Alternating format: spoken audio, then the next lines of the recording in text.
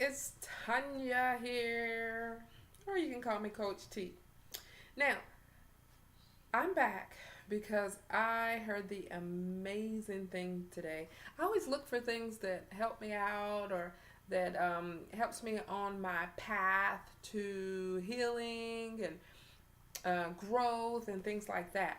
And I was listening to my radio station this morning, and there was a song that came on that said, "Live like you're loved." And I was like,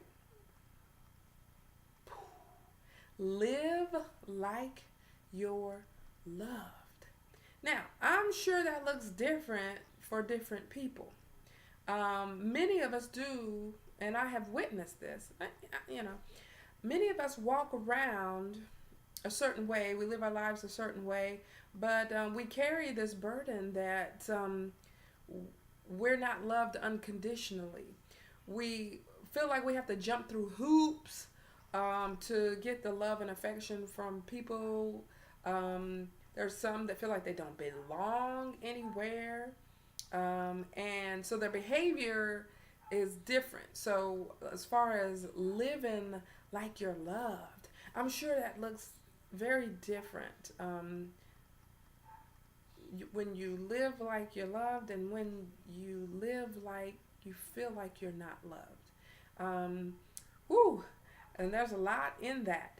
Now, I did want to kind of go over something I heard years ago. I was reading some literature, and it was, in a sense, defining love, or at least saying what the concept of love is.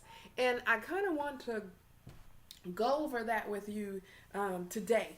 And it was genuine, healthy love isn't self destructive. It doesn't diminish us or strip us of our identities, nor does it in any way diminish those we love. Love is nourishing. It allows each of us to be more fully ourselves. Now, I'm like, wow, genuine, healthy love is not self destructive. Now, and this goes to show, that people who don't feel love, they do live a self destructive lifestyle. They do things to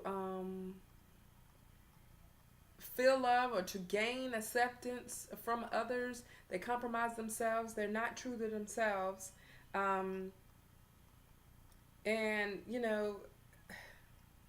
they're stripped of their identities, as this thing says.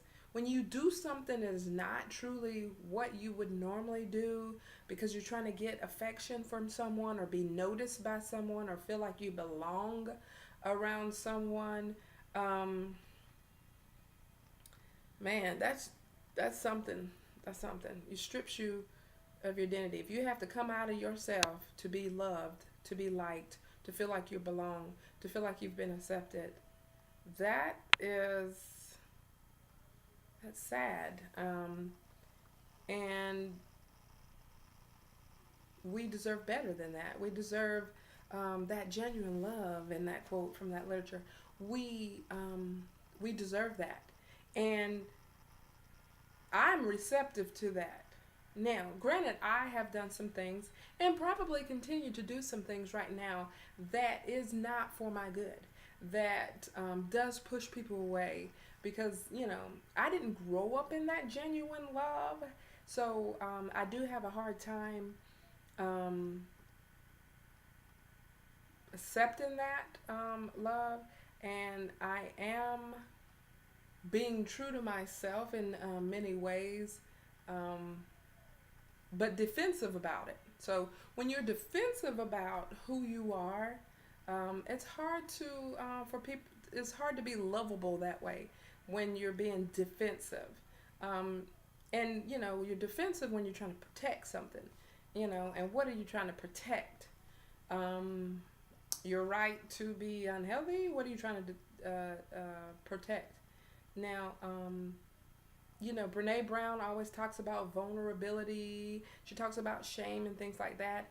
And that does prevent us from being our true selves because We don't want to be criticized by others. We don't want to be shamed um, for being afraid of something or not understanding something and things like that. Um, and I'd like to get into things like this a little bit more, but it was great. I wanted to share that with you. And just meditate on live like you are loved. I mean, that makes me smile because I'm like, wow, that life is different. That life is truly different, and I want that for myself. I want to meditate on that. I want to picture that. I may want to journal about that. I may want to draw a picture of what that looks like to live like I'm loved. All right, y'all. Think about it. And if you have any comments about it or want to talk more about it, by all means, leave a comment and I'll try to get back to it or address it. And anyway, y'all have an awesome day. Thank you.